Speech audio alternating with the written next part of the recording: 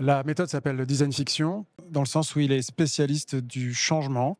Ici, on réfléchit aux usages d'une autre société. On se demande, par exemple, et si un lieu d'art vivant pouvait être rétribué pour le type d'effet qu'il produit dans le monde, eh bien, qu'est-ce que ça changerait à la société? Qu'est-ce que ça changerait à un lieu d'art vivant, à la manière dont est produit l'art?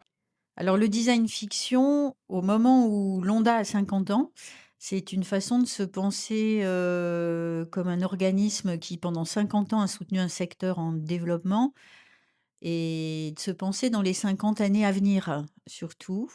Dans un moment où le secteur ne se sent pas en développement, en récession peut-être et en tout cas en vive inquiétude, sur ce qui arrive. Donc pour l'ONDA, c'est un moyen de redonner au secteur professionnel, la possibilité de se projeter, de rêver, d'imaginer un futur, désirable, souhaitable et c'est probablement parce qu'on imagine un futur désirable, qu'on arrive à lever des verrous, des freins pour, transformer, notre, quotidien.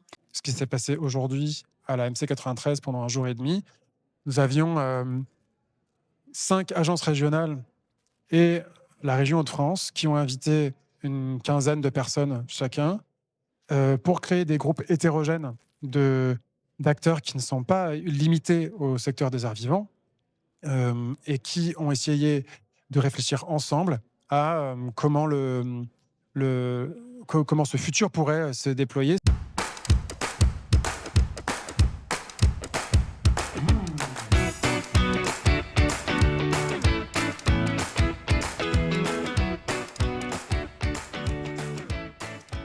2 jours, autour de cette méthode de design fiction, c'est déjà 2 jours, qui permettent de prendre de la hauteur dans nos quotidiens qui sont, quand même surchargés ou, prendre le temps de respirer et de s'inspirer, ça déplace, les problématiques, ça peut-être dégonfle, le quotidien, ça c'était comme une respiration en fait, pour entrevoir ses possibles. Un outil de prospective territoriale, précieux. Précieux parce que, comme je viens de le dire, ça nous permet d'ouvrir notre champ de réflexion le plus large possible. On change de méthode, on change de Et posture. le rire participe complètement de cette méthode et nous, on a vraiment joué là-dessus.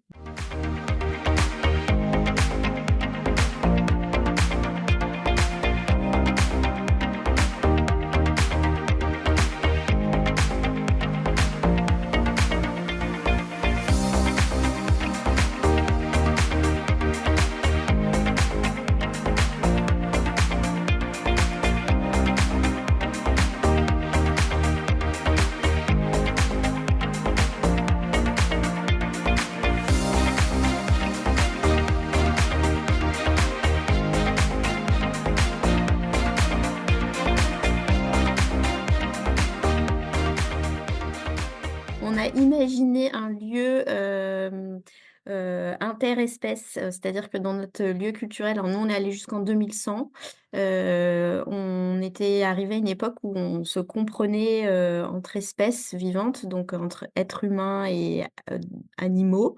On arrivait à se comprendre et donc dans notre lieu culturel, il y avait des carpes, il y avait de l'eau, il y avait des roseaux. Dans mon groupe, on a imaginé la création d'un parc, naturel régional, culturel au cœur des monts d'Ardèche. Donc, on s'est dit: «Bon, avenir désirable certes, mais on voulait sortir d'un scénario entre guillemets «à l'eau de rose», et en se disant: «Bon, qu'est-ce que ce sera la réalité climatique, dans l'avenir, dans lequel on est projeté?» Donc on est dans un espace assez abîmé où il y a presque plus d'eau et où il y a des vraies contraintes. Donc un espace abîmé, mais qui grâce à une œuvre, située et collective, serait en quelque sorte, renaturé, deviendrait un moteur de coopération avec des agriculteurs, des bergers, des élus, des habitants.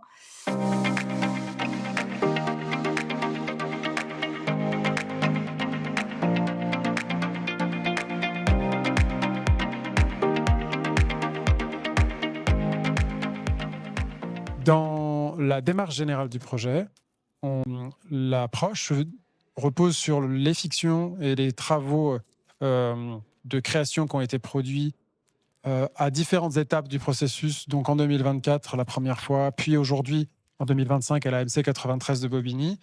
Et en partant de ce matériau-là créatif, fictionnel, on va tenter d'en extraire des voies, des pistes d'innovation en politique publique à travailler avec les parties prenantes intéressées, les DRAC, les ministères ou les collectivités ou les communes ou les collectivités territoriales ou les régions. Et, et l'enjeu est donc de faire atterrir ces propositions dans le monde réel